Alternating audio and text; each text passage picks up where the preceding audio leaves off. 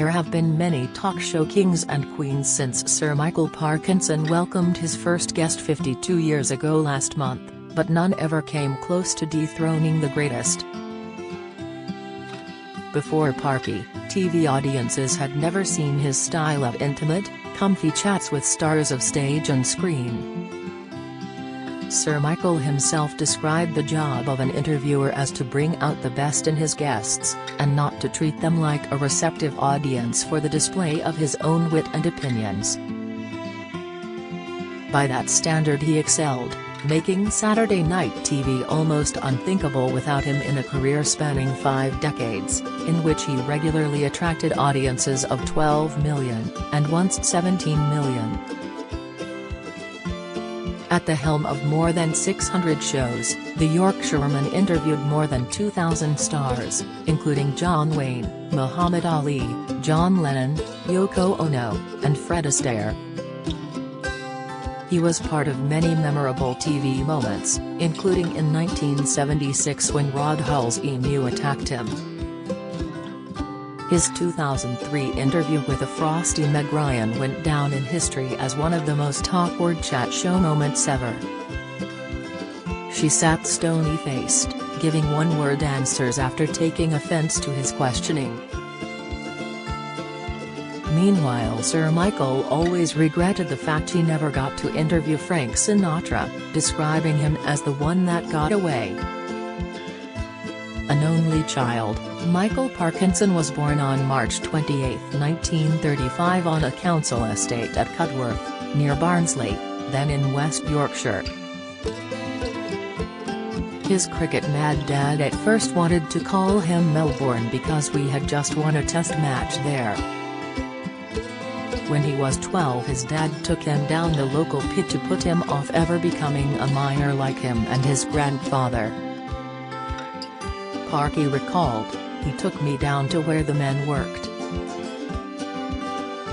Down the real mine, into the shafts and tunnels, not the sanitized version of what they wanted us to see. I was very frightened. And at first he looked set on making his father proud, ignoring his studies at Barnsley Grammar School to follow his dream of batting for Yorkshire. He even had trials with Dickie Bird and Geoffrey Boycott. But the phone call never came."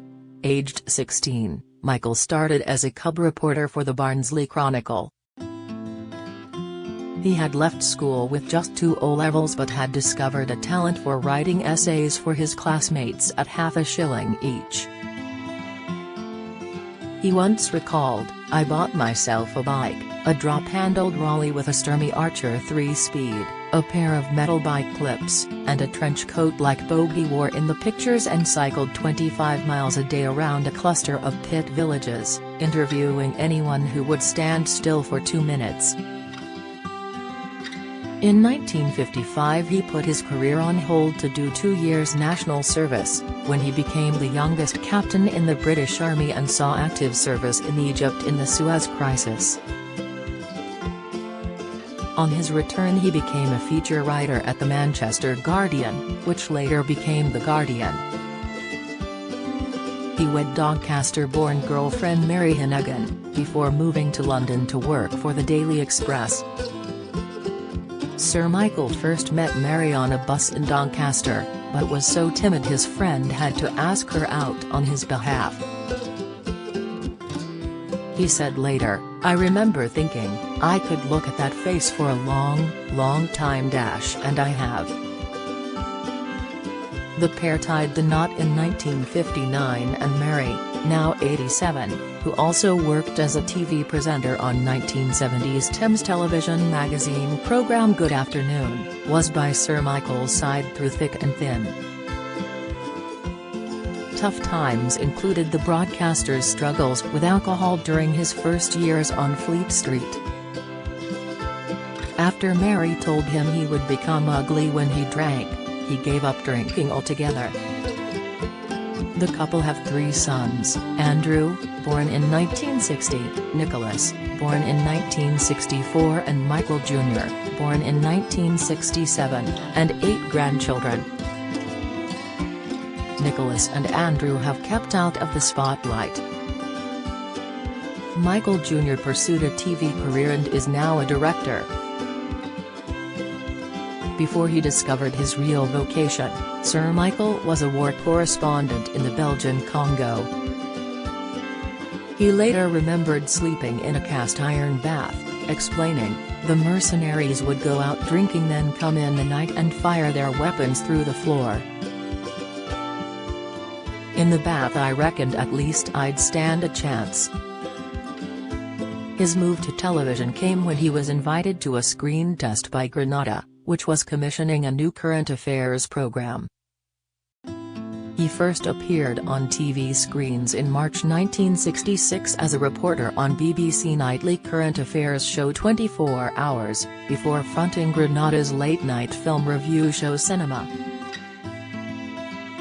7 years of hard work paid off when he was offered his own chat show on the BBC. The idea was a late-night Saturday program similar to America's Ed Sullivan Show. But Sir Michael soon made it his own, with a unique conversational style.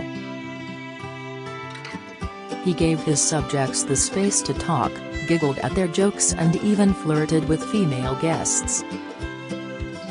He also stood out because of his soft Yorkshire tones on a broadcaster that still traditionally hired presenters and newsreaders with plummy Uxbridge accents.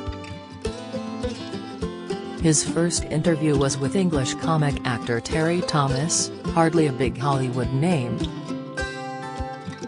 But then he found out Orson Welles was filming in Spain at the time, and the Citizen Kane director agreed to go on the show, for a hefty fee.